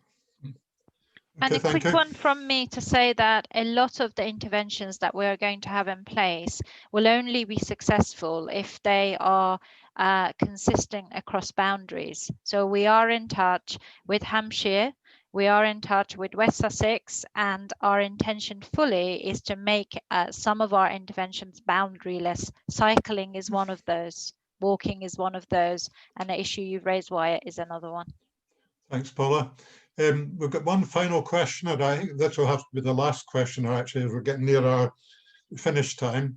Clive Teague. Oh, yes, sorry, I'm not actually Clive, I'm Fiona. I just didn't find a way to rename myself on this screen. Okay. Sorry about that. Yeah, I just on this Doris Green Lane possible Western bypass that's come up. I mean, I have written a bit in the chat, but I just wanted to say that although I know that many people still are going to need to use their cars, you know, particularly in a rural area if you don't have access, but I'm just hoping that with the whole approach on so many different levels with, you know, cheap electric buses and cycleways and different forms of active transport and having better car parking outside the centre of Farnham, that even though we still do really need to find a way of dealing with the North Farnham and the Hale traffic coming into Farnham and getting to the western side, I think it's really important not to think about a really long road, but to see the shortest possible way, because if we have to find a bypass, we want it to have the least amount of damage to the environment and as possible. And if we make that into a bigger road, then that's going to be a huge amount of damage to the environment. Whereas if we find a way through to Upper Hale car park or through from Upper Old Park and the new developments that are happening up there down to the bottom part of Crondall Lane, it's going to have far less impact and be more direct. So I just think if we've got lots of different measures coming in to reduce traffic, and we've maybe got the car park going through to Upper Old Park from the castle, then there won't be such a need to actually start to damage the environment anymore. So I'm just wondering whether all of those other measures can be taken into consideration. We can find out how much traffic that might reduce so that we then won't need to think about having such a long bypass. Thank you, Fiona. Jeanette's got her hand up. We'll make that the very last question. I think you spoke before, Jeanette, but do you want to make another point? I did, just very briefly. I'm sorry I was so garbled in my previous response to you. I'll try to be a bit slower this time. I just wanted to remark on the last lady talking about the lack of a need for the Western bypass. I feel, I mean, obviously I take on board the Upper Hale car park and also the proposed distribution centre up by the garage on the Odium Road, and the possibility of a distribution centre at Coxbridge Farm, which business park, which I also suggested.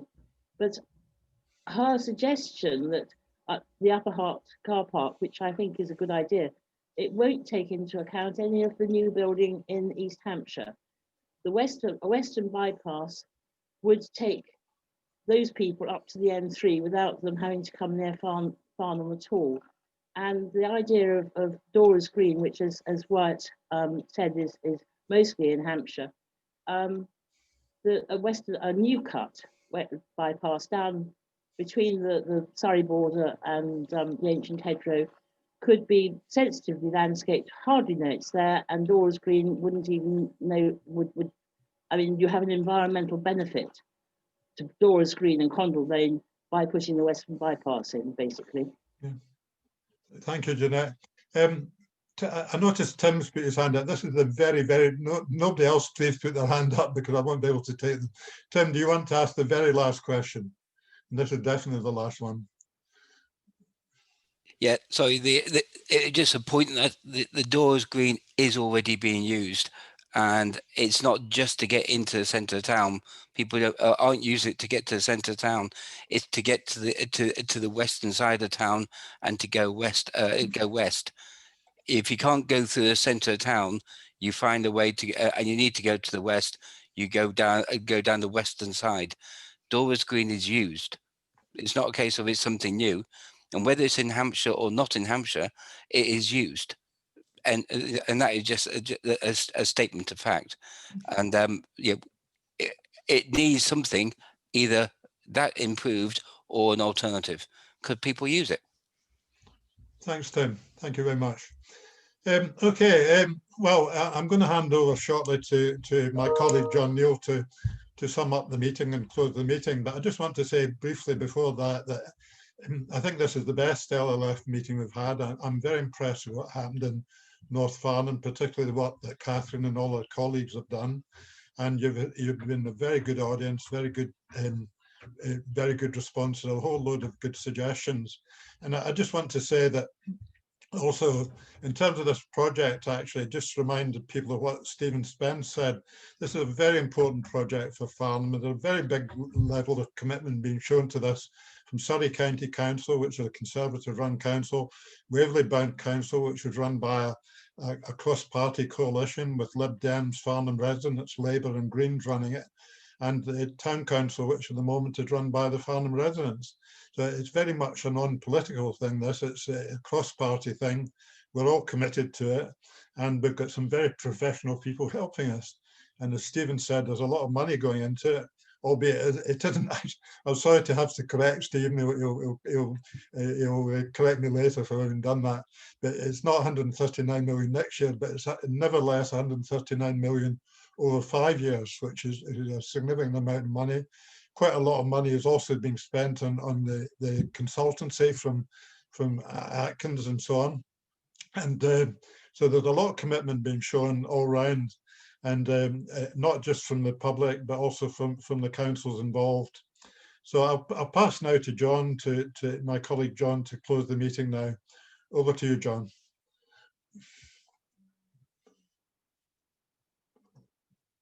Are you unmuted, John? Sorry about that. So thank you, Andy. You've already wrapped up some of it already, so that's good. As Andy said, this is probably the most interactive LLF meeting we've had so far. And you know, we've made lots of notes, I'm sure, in the project. There's also been many questions and answers going on, which some of us councillors have been trying to respond to. I'm afraid some of the answers have been a bit sort of short and sharp because of the time, etc.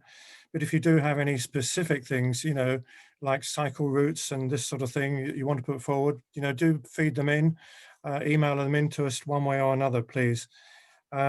Comments on 20 miles an hour, they'll all be taken note of, I'm sure. We're already talking about those subjects anyway. So, you know, just keep it going. I want to also thank, as Andy's done, Catherine and some of the other people who've helped her in North Farnham, like Sally Dixon and some of the other councillors who've set up the North Farnham Voice and, you know, already put a lot of publicity and a fantastic website together.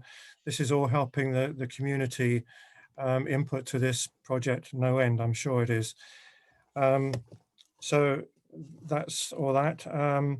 I want to just thank also Paula and Alex for coming along and giving us the benefit of their inputs tonight, and of course the team that's working behind them back at base. Also to thank Ian Lynch and my town council colleagues for setting this session up tonight. There's quite a lot of work goes into that as well, I can assure you. So especially on the young people issues, quite a lot of that has come up tonight. There's lots of schools in your area and we're aware of the issues there.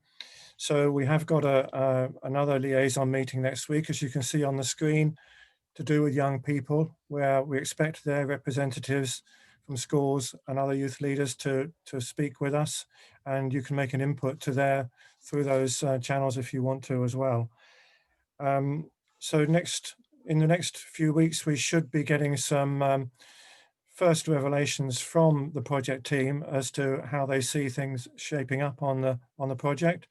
You'll see that, and there'll be further interactive meetings to, you know, continue the consultations after that. So keep with us, and gradually things will become a bit clearer.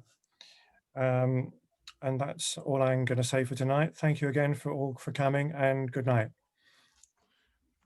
Good night. Thanks, everyone. Thank you. So, Good night.